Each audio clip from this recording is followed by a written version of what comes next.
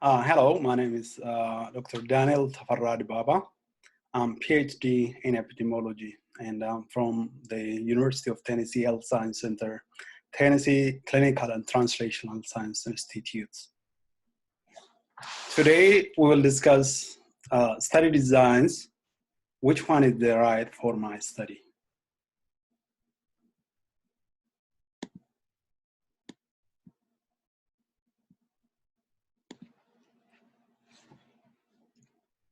So the objectives of today's discussion are understand the different types of study designs, discuss the advantages and disadvantages of different study designs, and compare the strengths of evidence from the different study designs. Types of study designs. There are descriptive and analytic study designs. Under the descriptive study designs, we have the studies that are based on individuals and studies that are based on samples drawn from population. Under the descriptive study design that rely on individuals, we have case report and case series. We'll see in detail what each one of these is. Under the descriptive study design that use samples drawn from the population or a population, we have cross-sectional studies, survey, and ecological studies. Under the analytic study designs, we have observational studies and experimental studies. In observational studies, the investigator observes the participants as they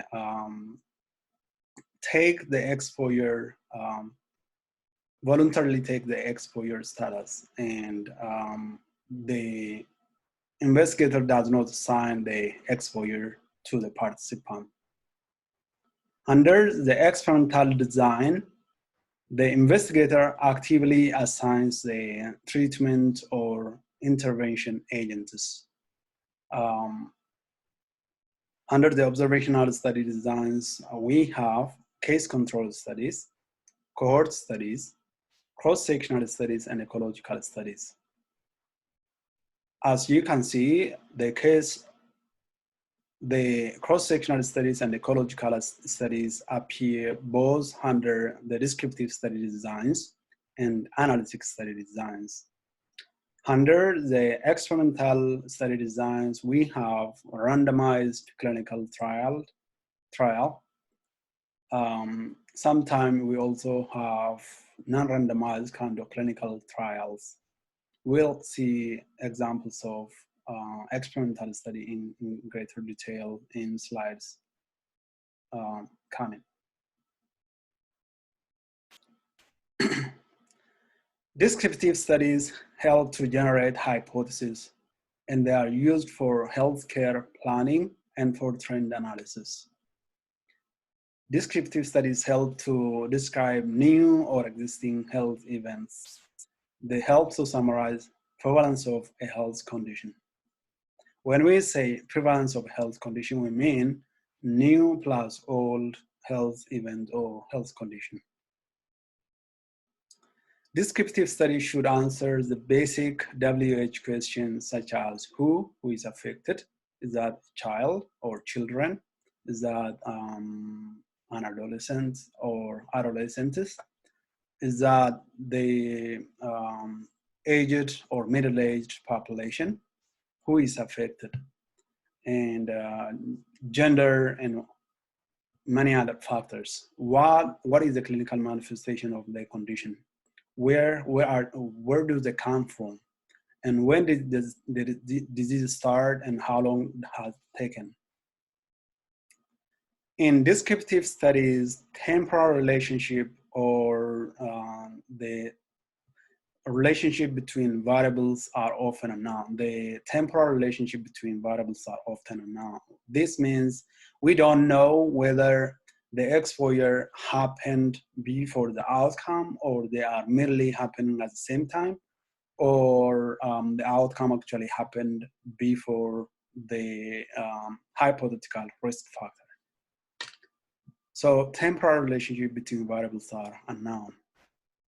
In descriptive studies, a result cannot be generalized into another population.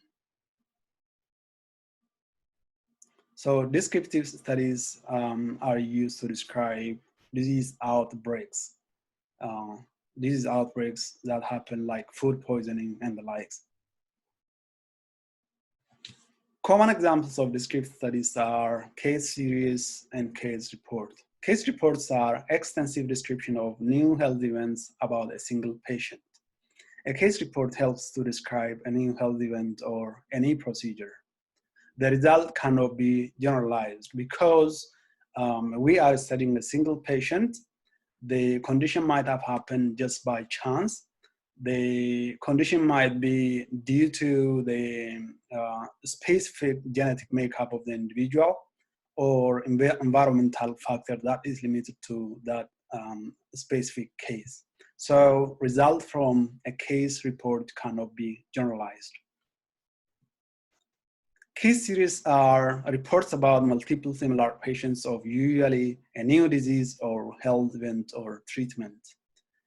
The best example of case series is, so in December 2019, some of the physicians or clinicians in Wuhan, China start to see multiple cases of acute respiratory distress syndrome that were different from the regular pneumonia. And some of them came out and started to describe about this condition and exchanging between their colleagues.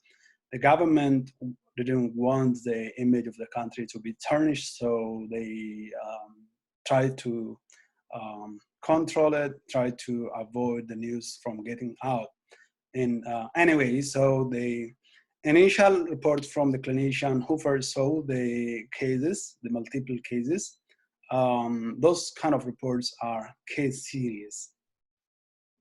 So case series reports include detailed information about patients, information about the diagnosis, treatment, follow-up, and prognosis.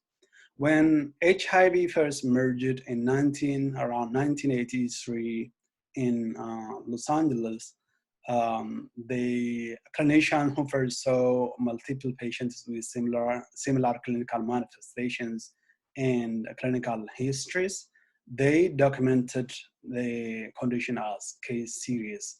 And that initial study, case series, actually was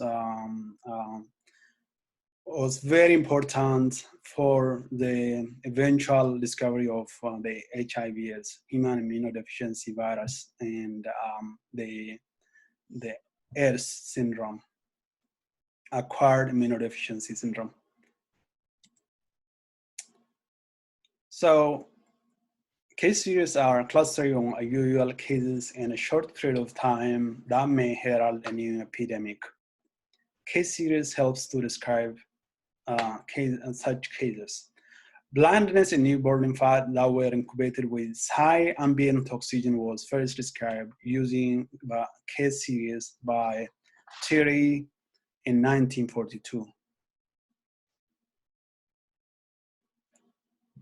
Cross-sectional study. In cross-sectional studies, the data on exposure and outcome or events are collected during the same time. A cross-sectional study is a snapshot study. We say it's a snapshot study because the information on the risk factors or exposure and the information on the outcome or disease event were collected at the same time point. So that's why we call it a snapshot study. Cross-sectional studies can be used to establish the prevalence of a condition. When other prospective studies are infeasible, cross-sectional study can be used to study the relationship between two or more variables. The advantage of cross-sectional study includes cost effectiveness. It's cost effective. It doesn't consume time. It doesn't consume financial resources. because the study takes place in such a way that we collect data on both exposure and outcome at the same time point. Another advantage of cross-sectional study is that since it can establish prevalence, it can be used for studies of diagnostic tests, and it can be used for studying predictive values, like the positive predictive values and the negative predictive values of diagnostic tests. The major limitation of a cross-sectional study is that it is impossible to establish the time relationship or temporal relationships between variables, and thus it is difficult to know whether an exposure happened before the outcome. So evidence from cross-sectional studies cannot be used for causal inference or causal generalization, in which we say an exposure or a risk factor is the cause for the outcome.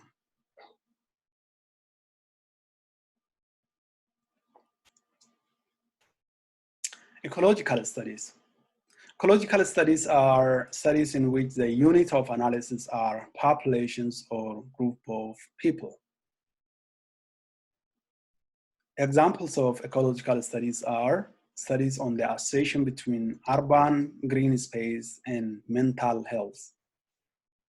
This study was published by Knutford in 2013. Another example of study that was published is a study on ApoE allele prevalence in the rates of prostate cancer in 122 countries. The study was published by Grant and his colleagues in 2010. Another example of an ecological study is the ecological study of lung cancer risk factors in the United States and Japan, smoking and diets. The study was published in 1992 by Winder and colleagues. The advantages of ecological studies are evidence can generate hypotheses, and it might help as evidence for policy making. Other examples of ecological studies can be, we can take the average per capita tobacco sale in a given state and the number of lung cancer cases in that same state. We can also study the per capita sale of trans fat foods and the risk of cardiovascular disease or the number of cardiovascular disease in that state in the same year. The disadvantage of ecological studies is that results are not generalizable to individuals. This is called ecological fallacy. So ecological fallacy is the discrepancy between the result of ecological studies and results of studies that rely on samples from the population or that rely on individuals. This happens because in ecological studies, we rely on average, overall average of a given state, of a given population, or a countrywide average. And the result may not be true when we study individuals or samples from the same population. Analytic studies. In analytic studies, the studies test hypotheses. These are studies with results generalizable to the reference population. The key features of analytic studies is that the existence of a comparison group. Analytic studies should answer the question how and why certain disease or health conditions happen. Analytic studies fall into two categories: observational studies and experimental studies.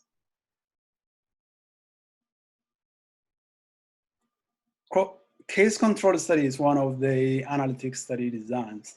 Case control studies compare those with a given disease of interest or cases and those without the disease or controls in a population and compare their odds of exposure to a given exposure of interest. When we say exposure, it's a risk factor. So for example, the risk factor is smoking. The risk factor is the consumption of trans fat foods. It's the sedentary lifestyle and drug use and the likes. Those are exposures. An exposure can also be a drug, a new drug or drugs, medication, and the likes. So in case control studies, we compare those with the disease of interest or cases to those without the disease of interest or controls in a population. And we compare their odds of or the risk of exposure to a given exposure of interest. It is a retrospective study. The selection of cases and controls must not depend on exposure information to avoid selection bias. If the selection of cases or selection of controls or selection of both depends on the information about exposure, we introduce what is known as selection bias.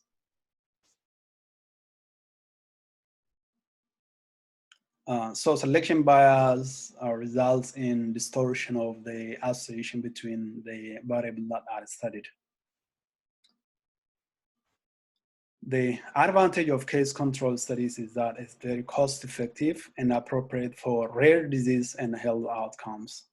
So when we study rare disease, if we want to use prospective studies or the studies that follows up the patients or participants until they develop the health outcome of interest, it can be time consuming and consuming a resource, or financially might be very expensive. Since it is very rare, a very rare disease, it might take years and years until the health outcome develops. So one of the advantages of case control study is to study rare disease and health outcomes. The disadvantage of case control studies is that those with disease or health outcome of interest are more likely to remember their exposure, and they may want to attribute their illness to a given risk factor more often than the controls do. And this type of difference between those with disease and those without disease in their propensity to remember their history of exposure is called recall bias. An example of a recall bias happens when breast cancer patients remember about their history of exposure to pesticide more than do those without the breast cancer.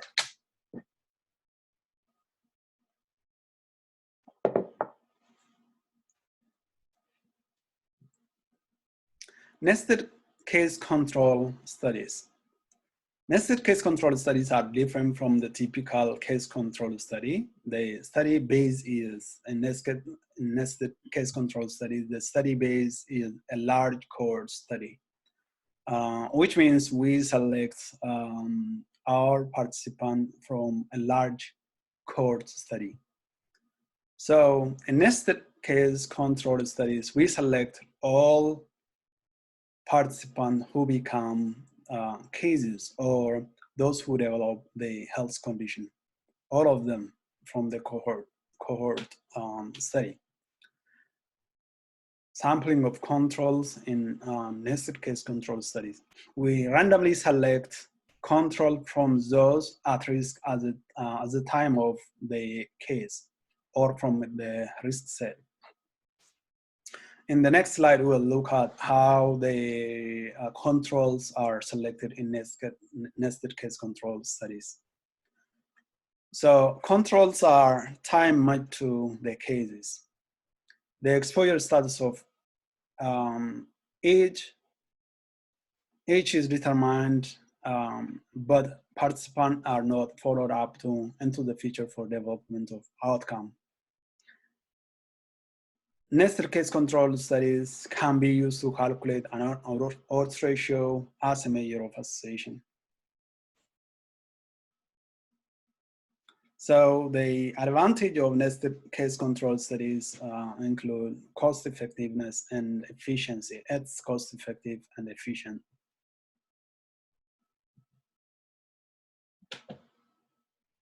So when we say it's cost effective, we mean we know those at risk of the condition and the underlying cohort study serves as our population, but also we are not required to study the whole cohort. We only select those cases and then find controls that match by time to the cases, and we study only the cases and the controls, and we do not study the entire cohort. So it's cost effective. It's also efficient. Since we do not follow up the participant into the future. The disadvantage of nested case control studies is that the control population is used for only one outcome, and the nested case control studies cannot estimate risk differences.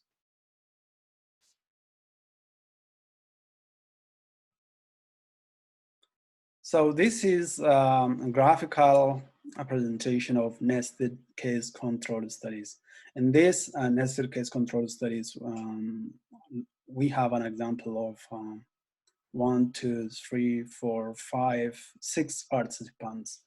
And the first participant did not develop the condition, and it's followed up into the future. They are selected from an underlying cohorts, and they are being followed in the cohort, and the nested case control study is selected from the cohort. So when one participant developed the outcome at this time point, they control another individual without the disease at that time point is selected as the control. We can also select up to 4 other controls for this case. The case has already developed the condition, and the follow-up in this case ends here for this particular nested case control study.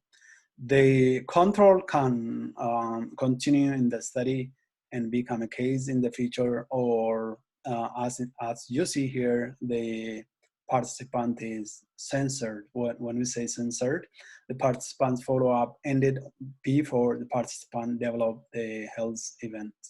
The participant might have also moved out from the area and drops out of the study. Participants have died due to other condition not under the study. So the third participant is a control. The participant didn't develop the health event under study. The fourth participant developed the condition at this time point. So at this time point, we look at another participant who have not developed the condition and select them as controls. We don't follow up into the future. In the future, this participant might have developed the condition under study, but we are not interested in that. We are interested at this time point whether the participant have developed the condition or not.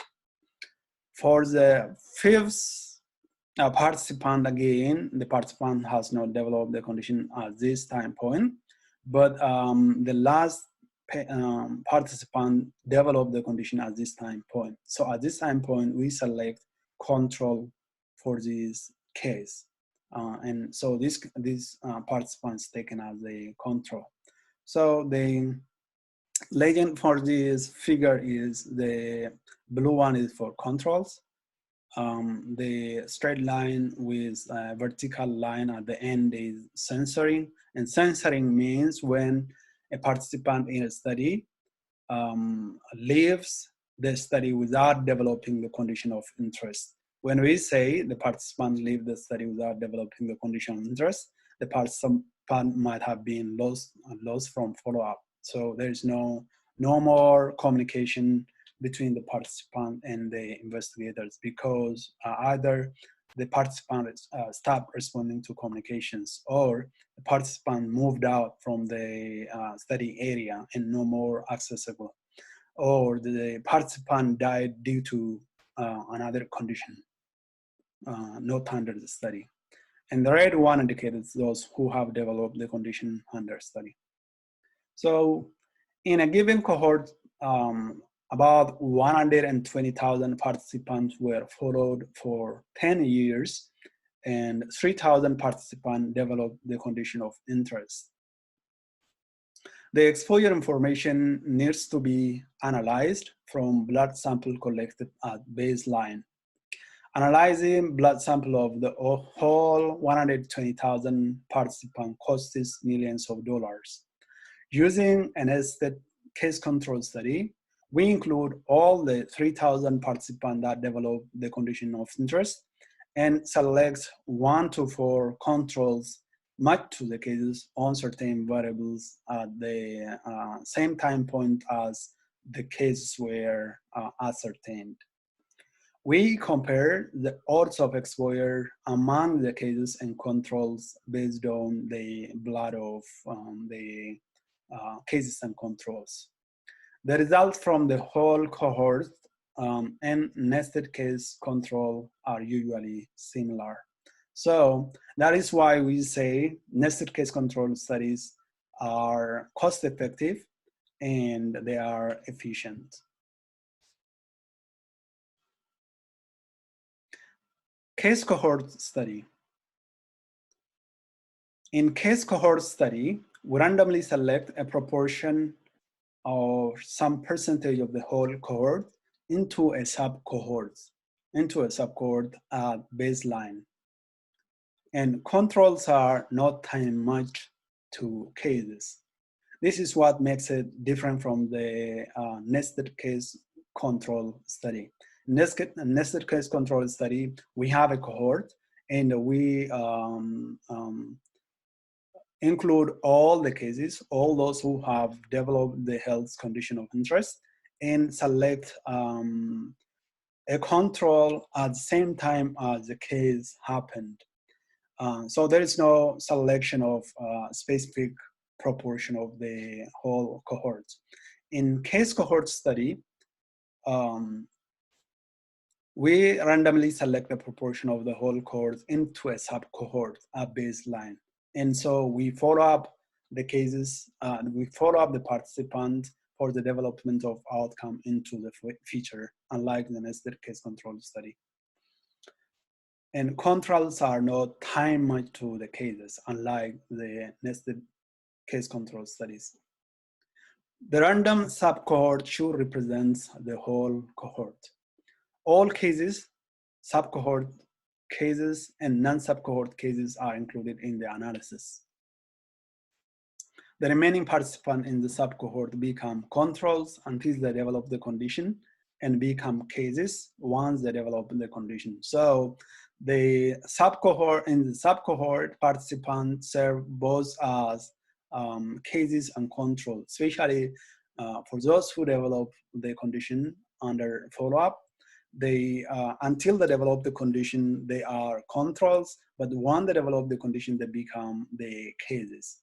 So this is also unlike in the case of nested case control studies, where controls are not seen as cases once they serve as controls.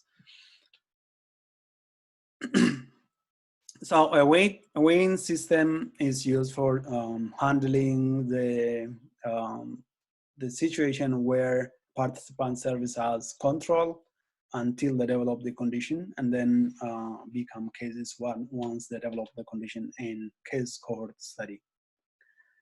At the beginning, the participants are either exposed or unexposed to the exposure of interest, and they are followed up for the health outcome or an event. This is the graphical description of the case cohort study. We have the whole bigger rectangle which is the full cohort. And then we have those who develop the condition cases. These cases can be in the full cohort or they could be in the sub-cohort. The sub-cohort is selected as the baseline at the beginning of the study based on certain percentage, and it should be representative of the underlying full cohorts.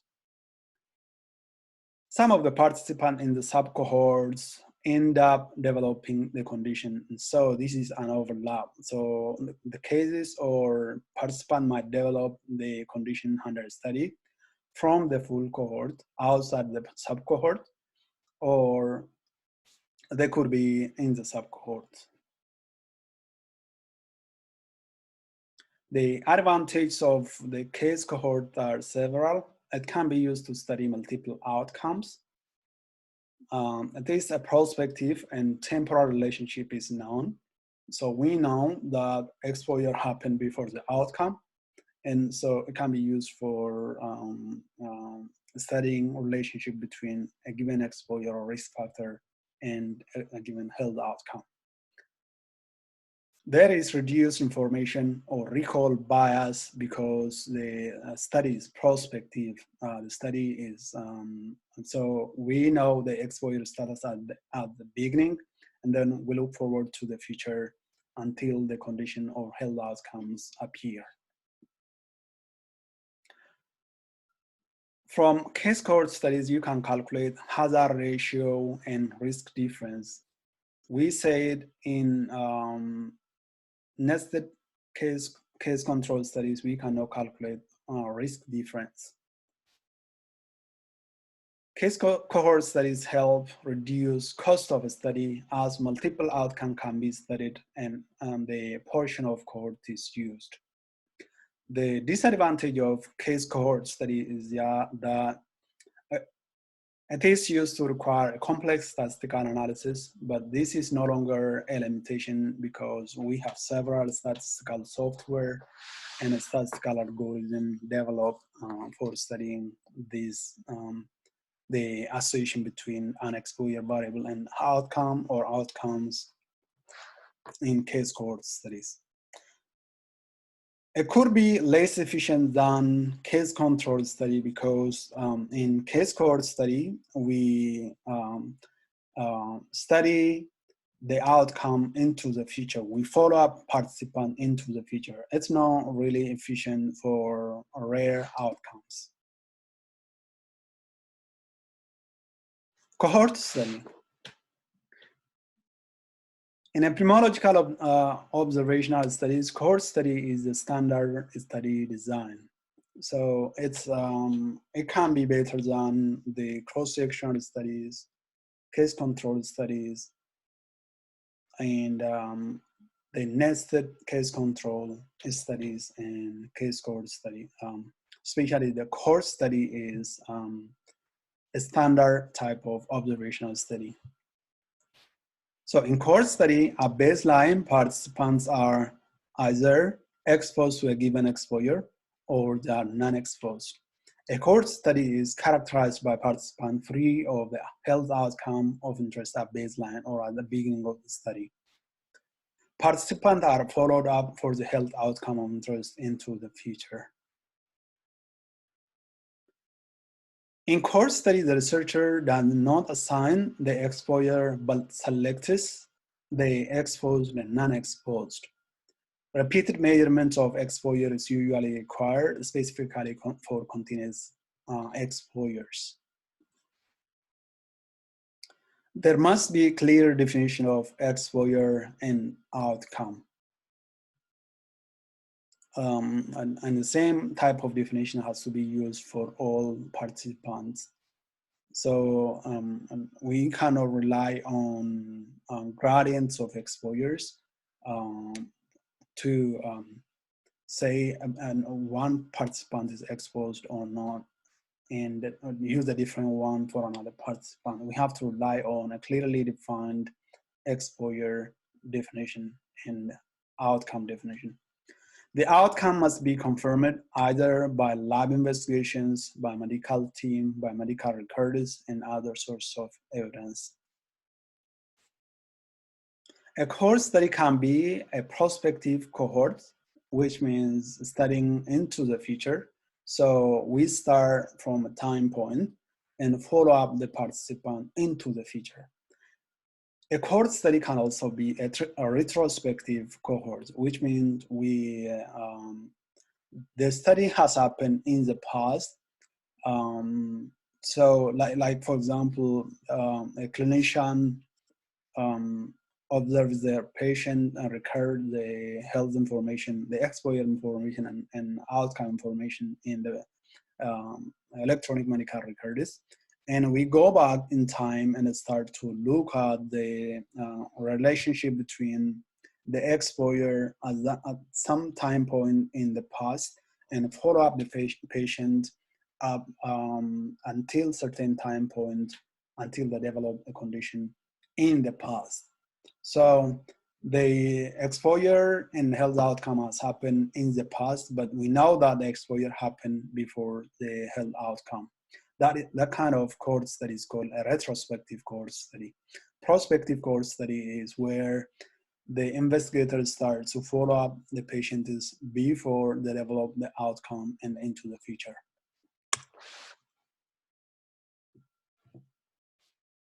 In a retrospective cohort, data exists on the exposure and outcome in the past, and it is known that exposure precedes the outcome. Many epidemiological studies rely on national registries such as surveillance, epidemiology, and end result registry for cancer as source of cohort studies. So in cohort study, prospective cohort study, the investigator starts at time 0 and follow-ups the participant into the future. So these participants are either exposed to an exposure of interest or non-exposed, and they are followed up into the future until they develop the condition of interest and where they become the case, or they end up not developing the health outcome under study. So the blue ones are the non-exposed one. The one on red lines are those who are exposed to certain exposure. And some of the, among the exposed one develop the health outcome, and those in the non-exposed also, some of them develop the health outcome. We compare the risk of developing the health outcome among those exposed to those non-exposed. And if the participant finished the study without developing the health outcome, we call such kind of participant censored. At the time point when we analyze, or when the study is finished, or when the follow-up is stopped for a given participant, we say the participant is censored. What we mean by censored is that we have lost the follow-up of that participant. The participant have departed from the study area, and we no more have contact with the participant. Participant might have died. The participant must have developed certain condition, which precludes the probability of the health outcome we are studying less likely. And so in that case, the participant is lost to follow up, and we call that participant is censored. In this example, it's an example of retrospective cohort study. So we are at this time point and look back in the past several years or decades, or it could be months, the exposure and outcome have happened in the past. We know that the exposure happened before the outcome. So the researcher at time 0 compared the association between exposure at time X and then the risk of outcome from the time X to the time from the current time.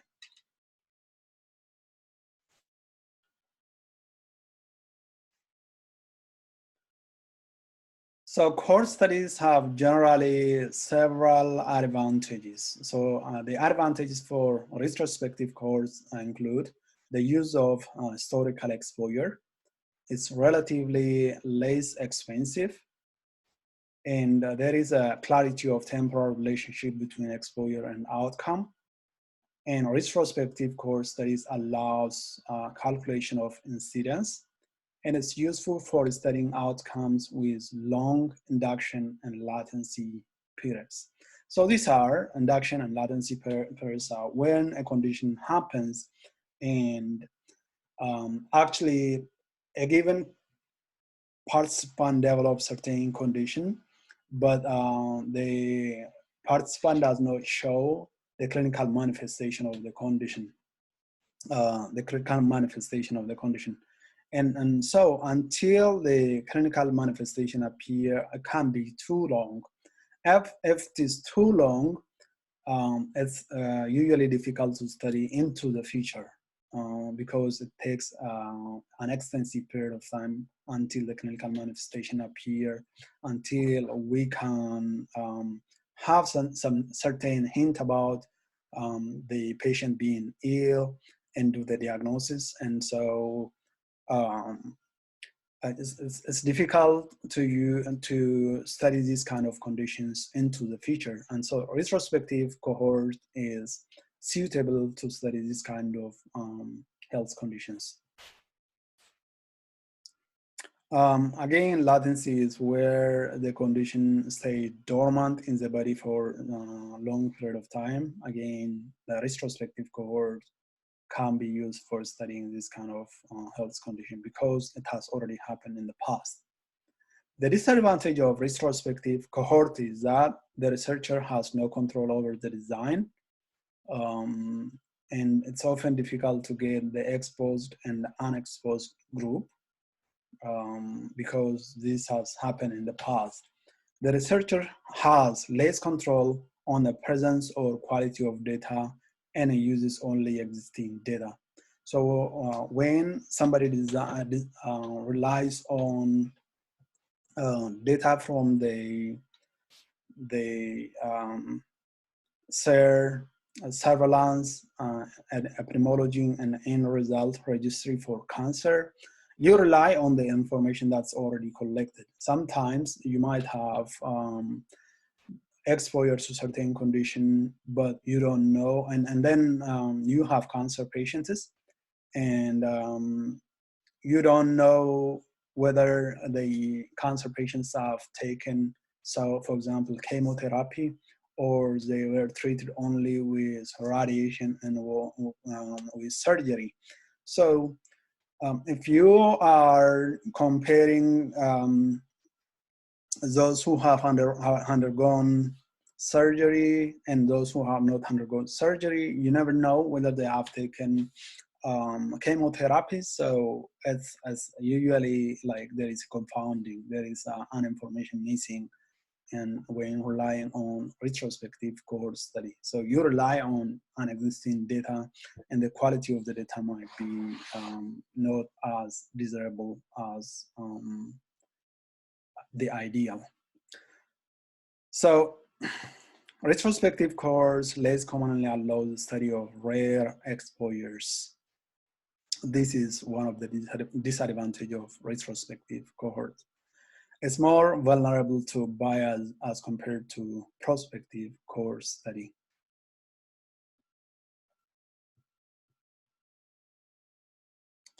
Prospective cohort, the advantage of prospective cohort where we follow up those exposed and those not exposed into the future. The advantages include selection of exposed and non-exposed group, and is sufficient for the study of rare exposures because the exposure starts at the baseline and you follow up the patient into the future. You can select those who are exposed and those not exposed. And the researcher designs data, which data to collect. So there is control over what type of data to collect. The researcher has control over the study design as well, over the design. There is a clarity of temporal relationships between the exposure and outcomes. Prospective cohorts allows calculation of incidence.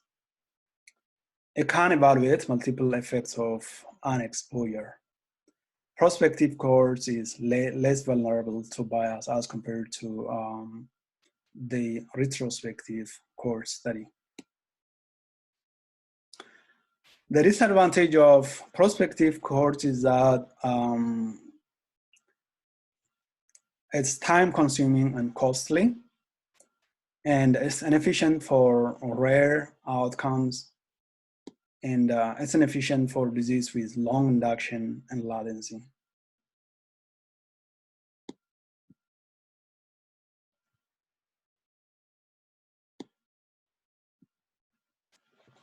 The examples of cohort studies are like the Framingham Heart Study that have been around for several years and helped establish the association between money, behavioral health condition, and cardiovascular outcomes. It also helped to design some kind of scoring system for the risk of developing health outcomes, cardiovascular health outcome.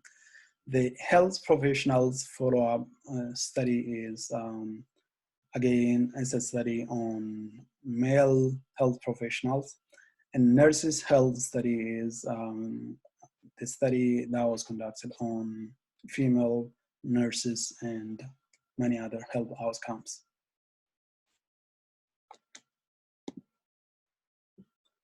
Randomized clinical trials. And randomized clinical trials are also called experimental studies.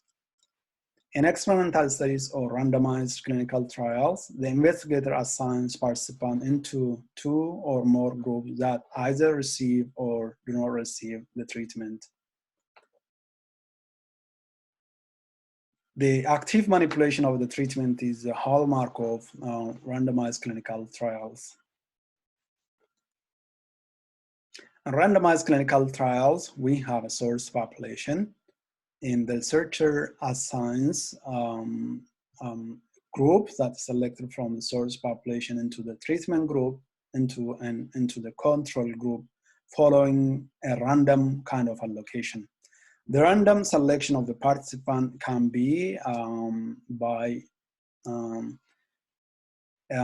an intricate way of participant selection into the treatment group and the control group, where we say the allocation is random. And, we might use some kind of computerized random allocation of participants to the treatment group and into the control group.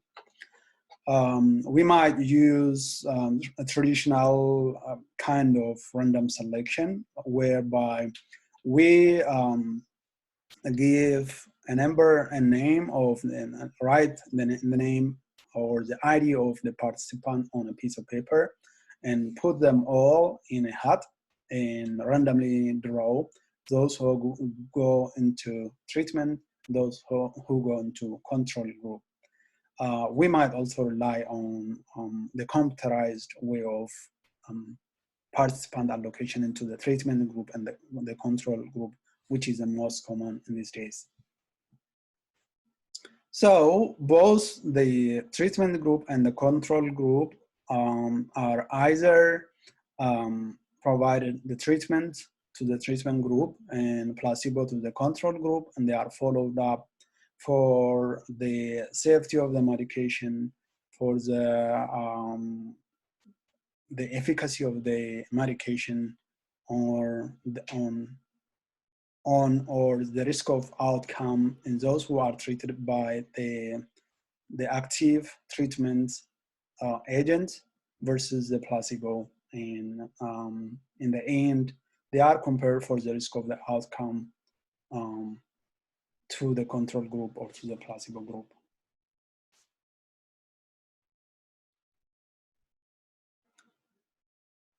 The group assigned the agent under study is called the treatment group, and the control group may not receive the treatment at all. They may receive inactive treatment or placebo, or they may receive another active treatment, usually the standard treatment. In randomized clinical trials, the treatment in control or placebo group are randomly assigned to ensure that they do not differ much except in the treatment under study. Some study, I've seen some studies being pulled off from journals after they were published, initially claiming that the studies are randomized clinical trials. But looking at their table 1, the association, the difference in characteristics between the participant in the treatment group and the control group, they are supposed to be not significantly different if we have achieved a balancing of characteristics of the participant in the treatment group and in the control arm. If we have not equally balanced the characteristics, you might observe a statistically significant difference. That tells you have not actually achieved the randomization. So if there is no randomization, you cannot claim the clinical trial is a randomized kind of clinical trial. So make sure that when you use randomized clinical trial, compare your treatment arm to the control arm for the summary of certain characteristics. For example, like the age, average age in the treatment arm, the average age in the control or placebo arm, the gender, the percent of male or female in each arm, and body mass index, and many other characteristics. So the treatment arm and the control arm must be only different only in the medication under study. They have not, they should not be different. Of course, we know that they are different in terms of genetics because no two individuals are the same, but they must be different. They must be the same on average in terms of demographic characteristics and many other factors. In lab animal studies, the two groups are almost the same except the experimental treatment. Informed consent is usually, especially in randomized clinical trials and clinical trials, the informed consent is especially very important, even though informed consent is important in other studies like cohort studies, case control studies as well.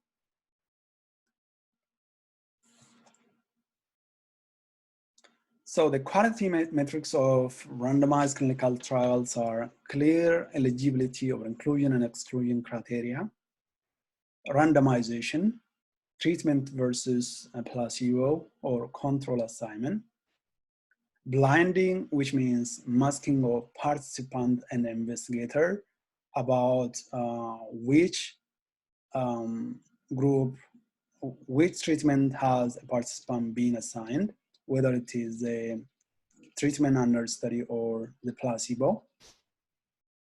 So double blinding is usually favored. And when we say double blinding, we mean that a participant does not know whether they have, whether they are on the treatment medication or on placebo. And the investigator does not know, but the statistical analysts have who assigned the participant into the placebo arm and the active treatment arm know who is taking what. But the investigator might not know who is taking what. The person who assigned the treatment might not participate in the final data analysis, again, to ensure there is no bias. Reporting of dropout rate is one of the important information in randomized clinical trials. So clear eligibility, exclusion, inclusion criteria, randomization, description of the randomization procedure, blinding, whether blinding has taken place, and description of the dropout rate, and compliance, adherence to the protocol, whether all the participants have adhered to the protocol, whether they have, some of them have not taken the medication that was prescribed for the follow-up for the treatment arm. And clear definition of doses, is very important. It's one of the quality metrics for randomized clinical trials. So we have to make sure that we are not using different doses for the participant unless there are indications for that. And the duration of follow-up. The duration of follow-up is very important. And sometimes if you follow up participant, say for just 2 weeks, 4 weeks, or 6 weeks, and a year or more, you might see different health outcome. You might see different association between the treatment and the health outcome of interest. So based on the duration is one of the important factors that can change the association that you observe between the clinical drug or the placebo and the health outcome. So generally, make sure that in your clinical trial, make sure that you are aware about the importance of duration of follow-up. You are aware about the clear definition of doses, which is important. You have recorded about the adherence to protocol, how many of the participants have taken the active treatment as described as planned at the beginning. In the dropout rates, make sure to describe the dropout rates, which means how many of the participants have discontinued the treatment and why did they discontinue. Is that due to adverse events that happened during the follow-up? Is that due to many other conditions like moving out or losing of interest in the study?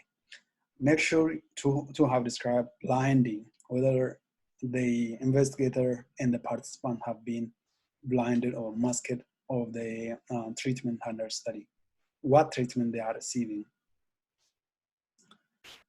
Make sure to have described the randomization. It's not usually enough to say this study is randomized clinical trial. Make sure to describe the procedure which was used for randomization of random allocation of participants into the active arm and into the placebo or control arm.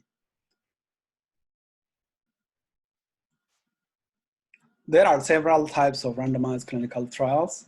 The parallel design is the typical one. In parallel design, participants stay in the group they were assigned at baseline throughout the study. Treatments are administered concurrently to the treatment arm and to the placebo or control arm. And they are followed up and the outcomes are assessed in both Group A and Group B. In crossover design, participants assigned to the treatment and control arm switch the opposite arm to the opposite arm after a duration of follow-up following a washout period.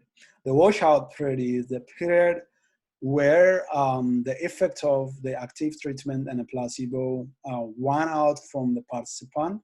So it can be a duration of 1 week or 2 weeks between switching the direction of treatment. So if the participant was initially on the active treatment, after say following up the participant for 6 months, probably you wait until about 2 weeks until the effect of the treatment runs out, and then you switch the active arm to the control arm, and the control arm again after washout period, you switch them to the active treatment arm and follow up them for the same duration.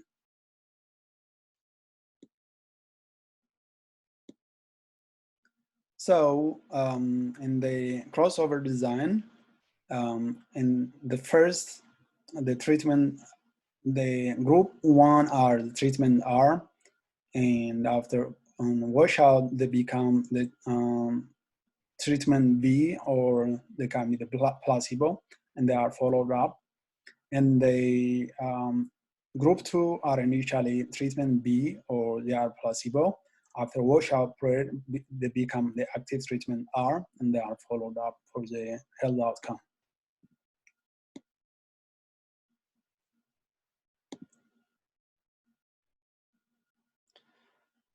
Randomized clinical trials can also be simple design. Each group receives one treatment in simple design, and we have two groups. Or randomized clinical trials can also be factorial design. In factorial design, each group receives multiple treatment. In a 3 drugs trial, each with treatment and a placebo, we have a 2 by 2 by 2 or 8 groups. In a 3 drugs trial with 1 treatment having 3 groups, the remaining 2 groups, treatment and placebo, we have 3 by 2 by 2 or 12 groups. So in the first one, in a 3 drugs trial, each with treatment and placebo, we have 8 groups. In a 3 drugs trial with 1 treatment having 3 groups, 1 treatment having 3 groups, the remaining each 2 groups, we have 3 by times 2 or 12 groups. So this is an example of a factorial clinical trial. In women health study, a 2 by 2 by 2 factorial design was used. This is taken from Ann Ashengrau, page 178. So initially in the women health study, eligible women were randomized into the aspirin and the aspirin placebo. And the aspirin groups are further randomized to beta-carotene group and beta-carotene placebo group. And the beta-carotene groups are randomized to vitamin E and vitamin E placebo. And the beta-carotene placebo are further randomized into vitamin E and vitamin E placebo.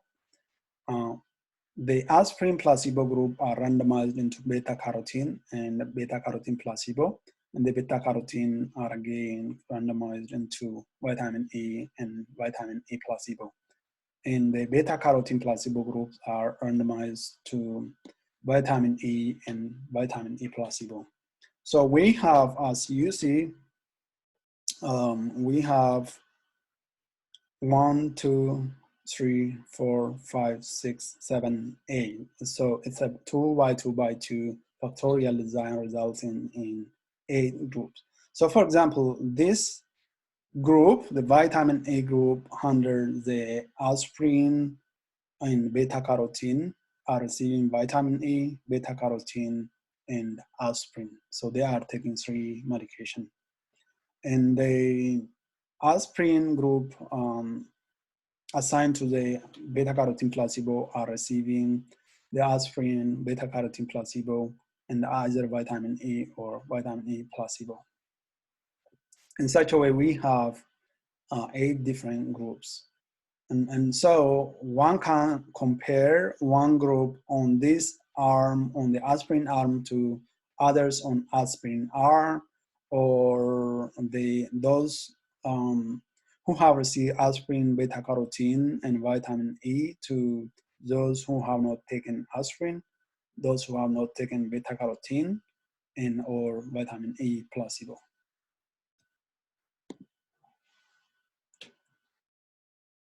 So based on analysis options, the randomized clinical trials can be per protocol kind of analysis.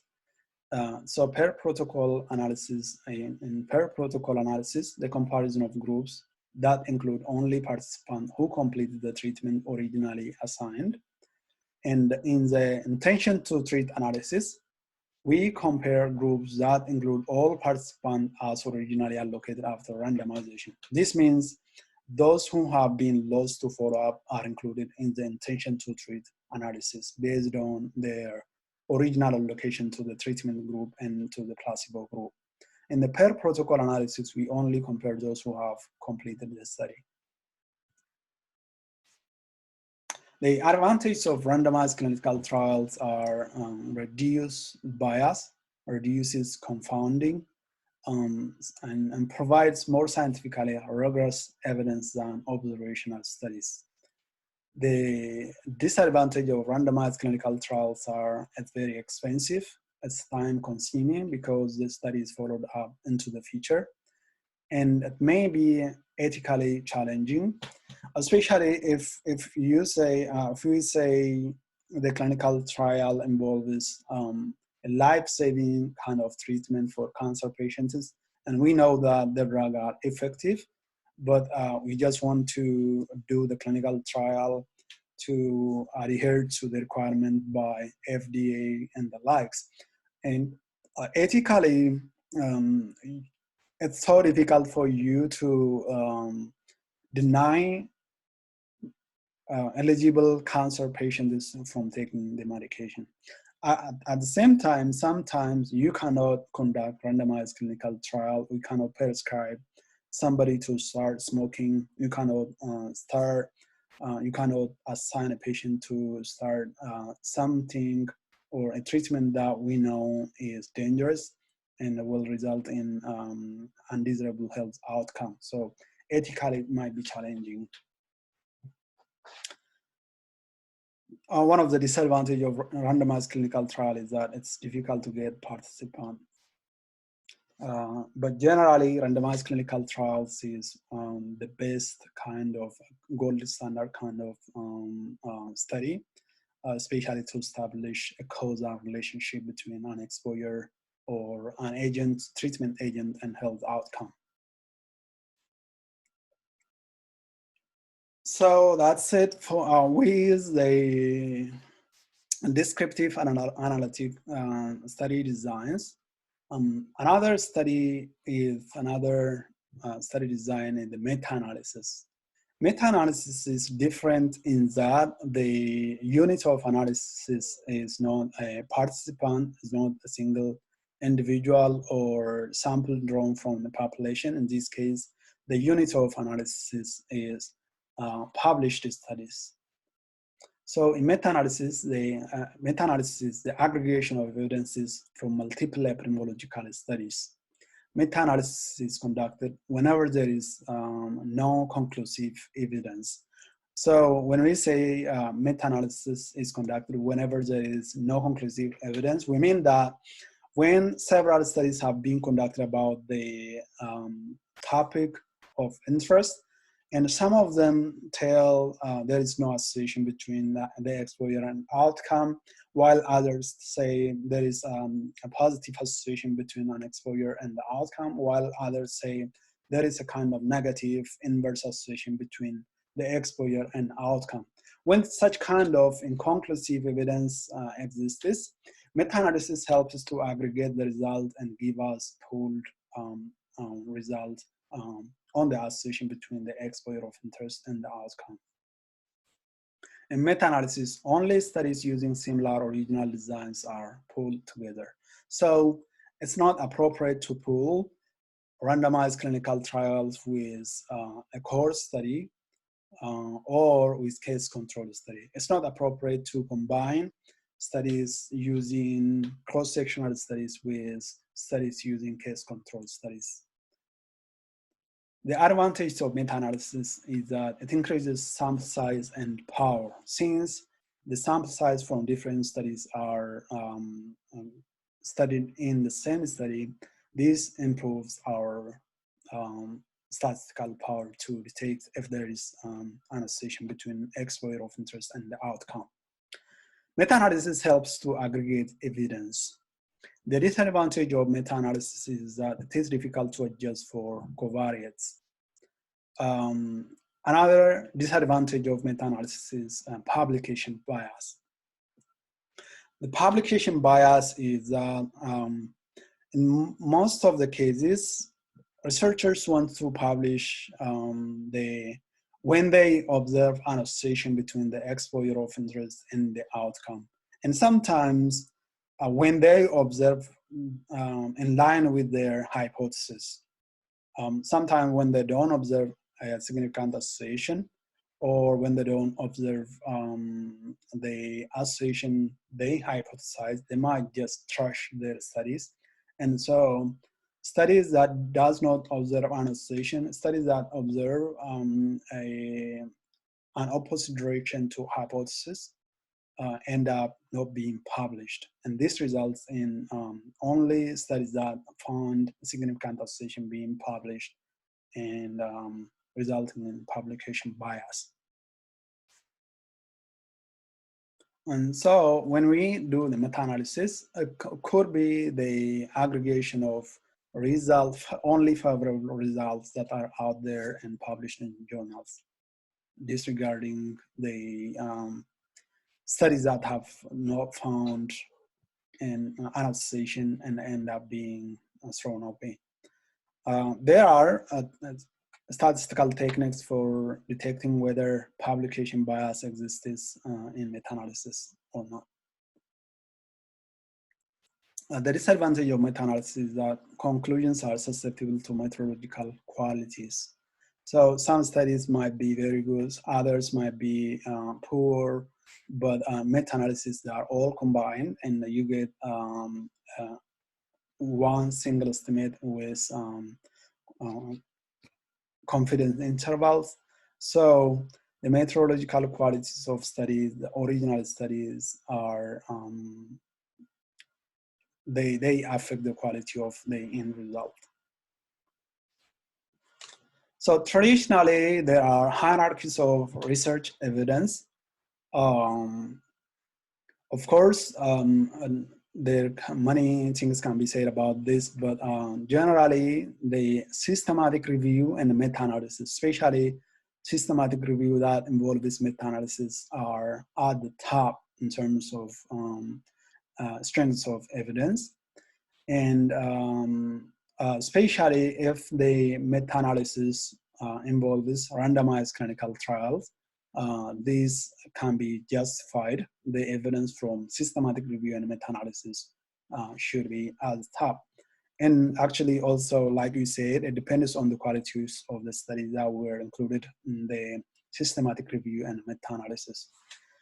The second in the strengths of evidence is randomized clinical trials. Or a single randomized clinical trials is not superior to meta-analysis of multiple randomized clinical trials.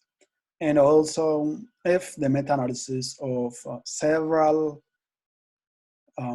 observational studies, like tens of 20 or more studies, and then if one single clinical trial is